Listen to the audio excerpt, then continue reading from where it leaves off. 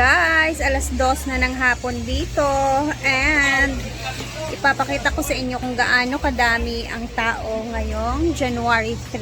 So, 2 PM na nyo. And medyo makulimlim yung langit ngayon. Tara, iikot-ikot ko muna kayo. Kahapon, napakadaming tao, no? Ngayong araw, sobrang dami din talaga ng tao, mga madam. Yung langit, medyo hindi maganda yung langit ngayon, oh. Tapos yung mga unan na aming mga tinahi kanina, eto na siya. Medyo dry na din siya. Ayan na, oh.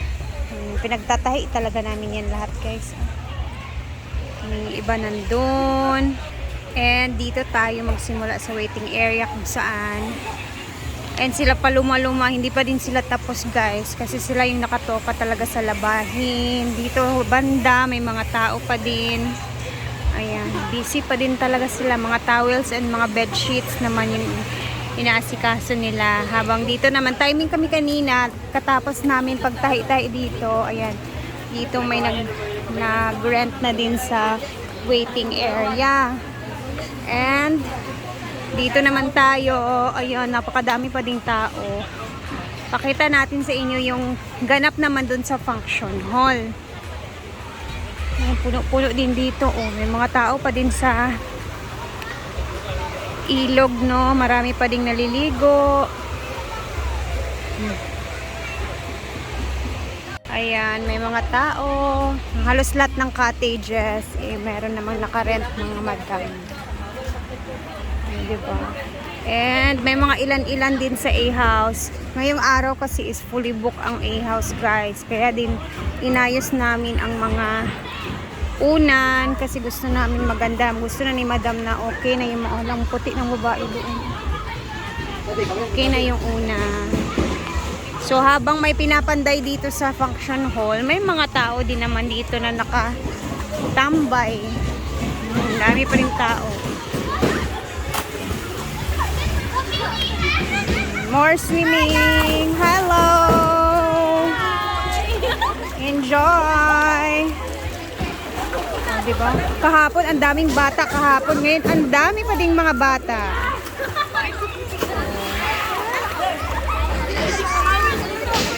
Dito naman tayo. Ay! Tingnan natin yung ginagawa nila Uncle June.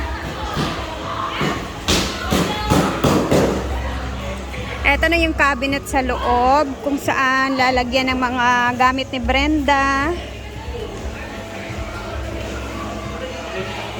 Busy pa din. Tapos tingnan natin sa loob, guys. Ayan. Si Tonton. Hala! May paganto na. So, ginagaya nila yung ano ni Jana. Yan yung backdrop frame ang tawag dyan. Pag-hi sa Daniton!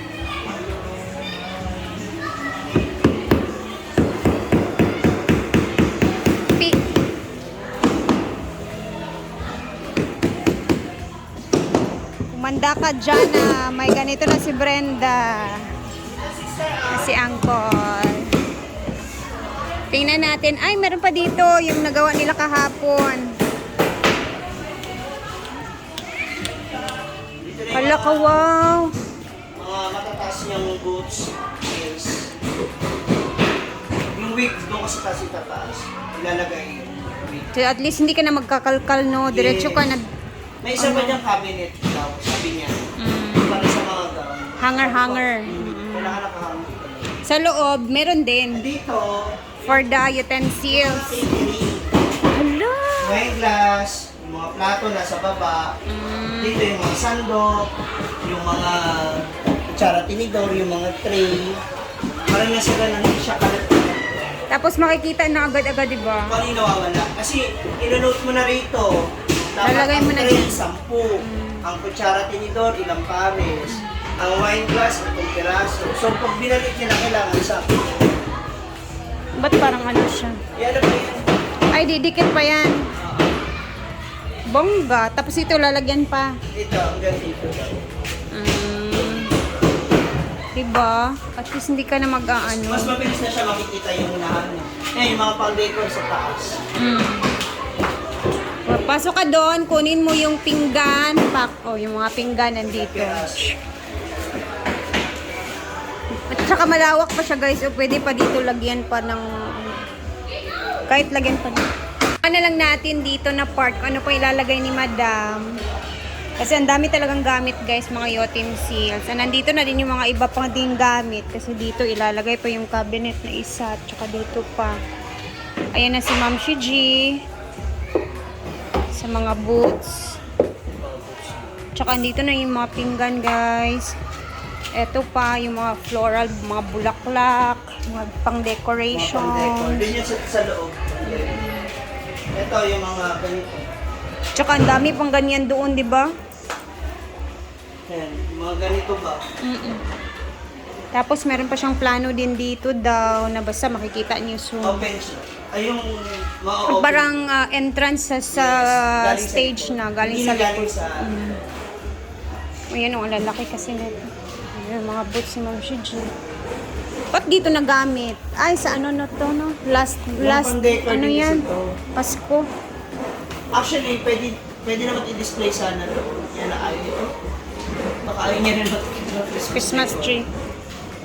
So, abangan natin pag natapos na yung mga ginagawa nila Uncle John, lilinisin namin yan dyan guys. Dayon, ipag-arrange namin yan lahat. Tsaka busy-busy pa dito sila Tuntun. Oh. Ay, andito na si Jana! Ayan oh, ang ganda ng gawa ni Tuntun. Parehang-pareha na talaga dito sa ano ni Jana. Frame niya. So, nandito na si Moments by Jana kasi nga, pangkukunin na niya to. Hindi na siguro siya busy. Eto, sa kanya kasi to lahat, guys. So, operation, kukunin na nila yan. Ayan. Yung kanyang mga team. Nandito din yung mga... ang daming tao ngayon sa function hall, Happy New Year, John! Happy New Year! Naka-relax ka? Naka-relax na sa buhay? Oo, pero yung natutuwa kayo nakakuan yun. Nalusi. Isang bata sa battery na Na-over fatigue. So, sobra ka busy.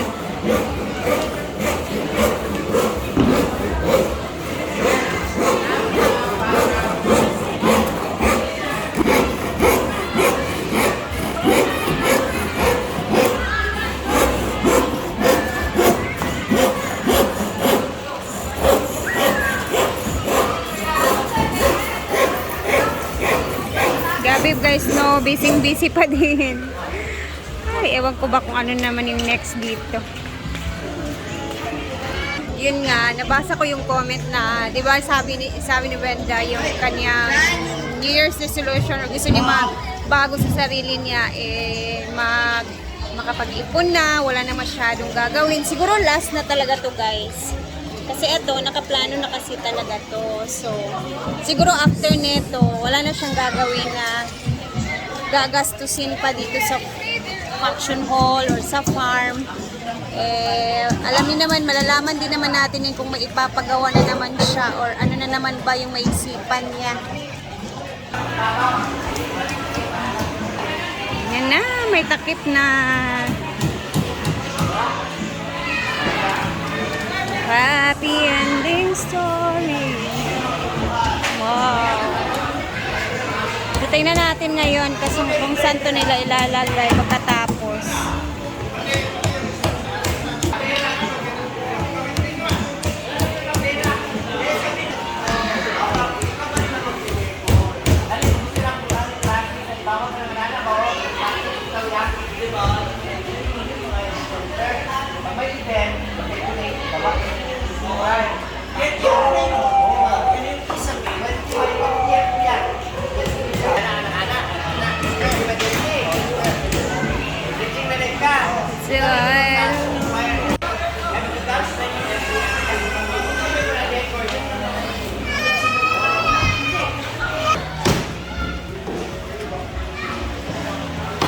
Maganda pag ganito lang na cabinet guys, no? Yung papagagawa mo lang siguro para sa bahay ba.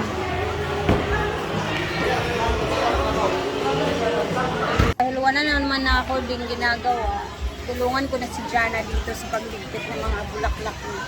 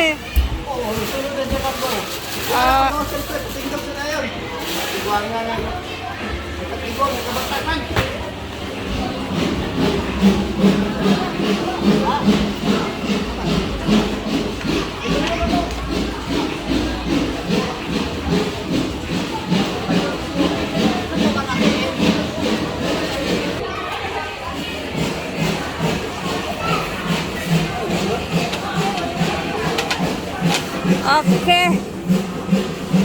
Okay. Hinay-hinay lang. Ay, saan ko tira? Size. Ano? Ha? Dili kay buha naman ko, kay bangkay magkabi ha. Bangga man gyapon. Kanang gyud. Okay. Sulod gini yung pagkagapon tutras kayo. Dami na nga. Panti yung kitira.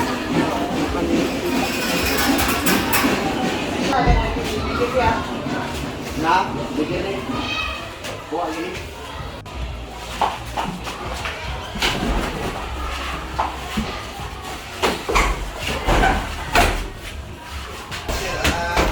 Ay, mo.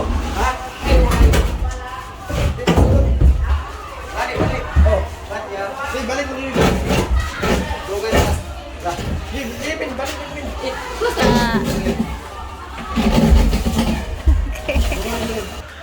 Ay, naka-align pala yan siya. Hapit na.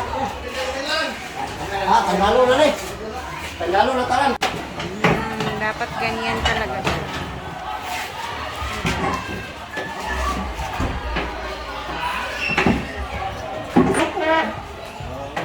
So, natapos na kami dito.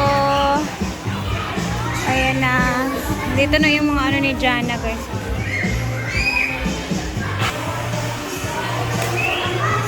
Ayan na. Tapos na din tayo doon. Yay! Bukas ulit. Tingnan natin kung ano na naman yung update doon sa kabila, guys, no? Kung ano naman yung idadagdag nila ng mga cabinets. So, hanggang dito na muna tayo and see you tomorrow. Bye muna, guys, and God bless. Ingat po tayong lahat, ha?